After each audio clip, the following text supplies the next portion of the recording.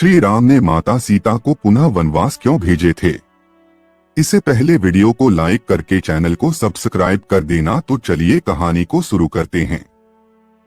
श्री राम ने माता सीता को पुनः वनवास क्यों भेजा? यह एक महत्वपूर्ण और जटिल विषय है जो वाल्मीकि रामायण, तुलसीदास के रामचरितमानस और अन्य प्राचीन भारतीय ग्रंथों में विस्तृत रूप से वर्णित है।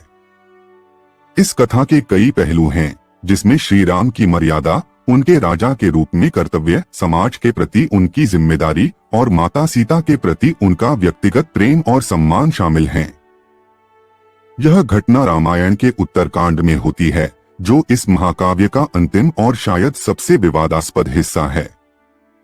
श्री राम की मर्यादा और कर्तव्य। श्री राम को मर्यादा पुरुषोत्तम कहा जाता है, जिसका अर्थ है मर्यादा के पालन में सर्वोत्तम। उन्होंने जीवन के हर क्षेत्र में आदर्श स्थापित किए, चाहे वह एक पुत्र, एक पति या एक राजा के रूप में हो।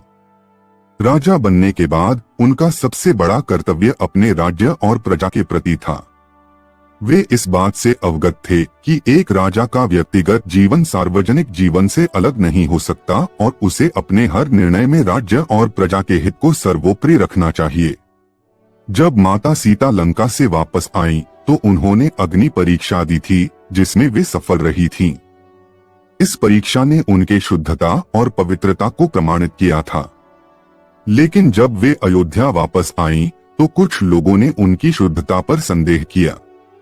राम को यह ज्ञात हुआ कि अयोध्या के कुछ नागरिकों में यह धारणा थी कि एक राक्षस के द्वारा अपहरण की गई स्त्री को कैसे राजा की पत्नी के रूप में स्वीकार किया जा सकता है। समाज की अपेक्षाएं और राजा का कर्तव्य। श्री राम के लिए एक आदर्श राजा होना अत्यंत महत्वपूर्ण था। एक आदर्श राजा को न केवल अपने कर्तव्यों का पालन करना चाहिए, बल्कि उसे अपने राज्य के लोगों की भावनाओं और धारणाओं का भी सम्मान करना चाहिए। इस संदर्भ में राम ने महसूस किया कि अगर उनकी प्रजा माता सीता के प्रति सम्मान नहीं रखेगी, तो उनकी राजा के रूप में प्रतिष्ठा पर प्रश्न चिन्ह लग सकता है। यह स्थिति उनके लिए अत्यंत कठिन थी, क्योंकि एक ओर वे अपनी पत्नी से अत्यधिक प्रेम करते थे और दूसरी ओर उन्हें अपने राज्य और प्रजा के प्रति अपने कर्तव्यों का पालन करना था। इस स्थिति में राम ने राजा के रूप में अपने कर्तव्य को प्राथमिकता दी और यह निर्णय लिया कि सीता को पुनः वनवास भेजा जाए। यह निर्णय उन्होंने प्रजा के समक्ष अपनी मर्यादा और धर्म की रक्षा के लिए लिया। हालांकि यह निर्णय उनके व्यक्तिगत जीवन में अत्यंत पीड़ादायक था। माता सीता की परीक्षा और त्याग। माता सीता ने अपने जीवन में कई परीक्षाएं दी। जब लंका में रावण ने उनका अपहरण किया, तब उन्होंने अपनी शुद्धता और पवित्रता की रक्षा के लिए अग्नि परीक्षा दी। यह एक प्रतीकात्मक परीक्षा थी, जिसमें उन्होंने अपनी पवित्रता को साबित किया। लेकिन जब समाज ने उनके चरित्र पर संदेह किया, तो यह एक और बड़ी परीक्षा थी जो उन्हें सहन करनी पड़ी। श्री राम का वनवास का निर्णय सीता के लिए अत्यंत कष्टदायक था, लेकिन उन्होंने इसे अपने पति के कर्तव्य के रूप में स्वीकार किया।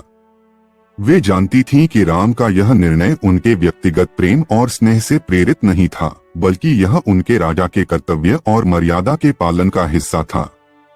सीता ने इस निर्णय को स्वीकार किया और आश्रम में रहने चली गईं, जहां उन्होंने लव और कुश को जन्म दिया। समकालीन दृष्टिकोण। समकालीन समय में इस घटना की व्याख्या और विश्लेषण को लेकर कई मतभेद हैं। कुछ लोग इसे राम के कठोर और अनुचित निर्णय के रूप में देखते हैं, जबकि अन्य इसे उनके राजा के रूप में कर्तव्य के पालन की दृष्टि से देखते हैं। समकालीन समाज में नारी सशक्तिकरण और स्त्री अधिकारों के दृष्टिकोण से इस घटना की आलोचना भी की जाती है। कई लोग यह तर्क देते हैं कि राम को समाज के दबाव के आगे झुकना नहीं चाहिए था और उन्हें अपनी पत्नी के साथ खड़ा होना चाहिए था। लेकिन रामायण एक धार्मिक और सांस्कृतिक ग्रंथ है, जिसमें उस समय के समाज और संस्कृति की झलक मिलती है। इस घटना को समझने के लिए उस समय के सामाजिक, सांस्कृतिक और धार्मिक संदर्भों को ध्यान में रखना आवश्यक है। निष्कर्ष। श्री राम ने माता सीता को पुनः वनवास भेजने का निर्णय एक अत्यंत कठिन और जटिल परिस्थिति में लिया था, जो राजा के रूप में उनके कर्तव्य और मर्यादा के पालन के बीच संतुलन बनाने के प्रयास का परिणाम था। यह घटना रामायण के एक महत्वपूर्ण और विवादास्पद अध्याय को दर्शाती है, जो न केवल उस समय के समाज और संस्कृति को प्रतिबिंबित करता है, बल्कि हमें आज भी धर्म, कर्तव्य और नैतिकता के बीच के संबंधों पर विचार करने के लिए प्रेरित करता है। यह कथा हमें यह भी सिखाती है कि जीवन में कई बार परिस्थितियां इतनी जटिल हो जाती हैं कि सही और गलत के बीच का अंतर धुंधला हो जाता है। ऐसे समय में हमें अपने कर्तव्यों और जिम्मेदारियों का पालन करते हुए निर्णय लेना पड़ता है, भले ही वह व्यक्तिगत रूप से कितना ही कठिन क्यों न हो।